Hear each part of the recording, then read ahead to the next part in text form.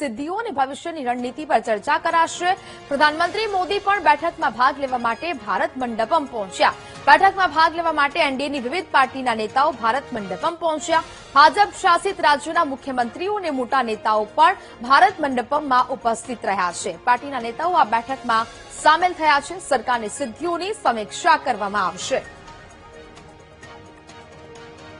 તો જ પ્રકારે એક બાદ એક નેતાઓ છે પહોંચી રહ્યા છે। પ્રધાનમંત્રી નરેન્દ્ર મોદીને શુભકામનાઓ આપવામાં આવી રહી છે। ખાસ કરીને આજે મહત્વપૂર્ણ બેઠક છે તે યોજવામાં આવશે। મોદી સરકારના 12 વર્ષ છે તે પૂર્ણ થયા છે અને તેને જ લઈને દરેક નેતાઓ છે તે દિલ્હી ખાતે પહોંચ્યા છે। પ્રધાનમંત્રી નરેન્દ્ર મોદીને શુભકામનાઓ આપી રહ્યા છે અને શુભકામનાઓનો આજે વરસાદ થતો છે તે જોવા મળ્યો। સાથે આજે એક મહત્વપૂર્ણ બેઠક છે તેનું પણ આયોજન કરવામાં આવ્યું છે। ભારત મંડપમમાં આ બેઠકનું આયોજન કરવામાં આવ્યું છે જેમાં સરકારની સિદ્ધિઓની સમીક્ષા છે તે કરવામાં આવશે।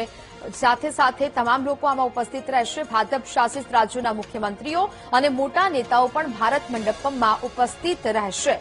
મોદી સરકારના 12 વર્ષ પૂર્ણ થવા નિમિત્તે લોકો તેમને શુભકામનાઓ પાઠવી રહ્યા છે। ખાસ મહત્વપૂર્ણ બેઠકનું આયોજન પણ દિલ્હીમાં કરવામાં આવ્યું છે। એનડીએની આ મહા બેઠક મળી રહી છે। બેઠકમાં ભાગ લેવા માટે એનડીએની વિવિધ પાર્ટીના નેતાઓ ભારત મંડપમ ખાતે પહોંચ્યા છે। પાર્ટીના નેતાઓ બેઠકમાં સામેલ થવાના છે। પ્રધાનમંત્રી નરેન્દ્ર મોદી પણ બેઠકમાં ભાગ લેવા માટે ભારત મંડપમ ખાતે પહોંચ્યા છે અને તેઓ પણ આ બેઠકમાં ભાગ લેશે।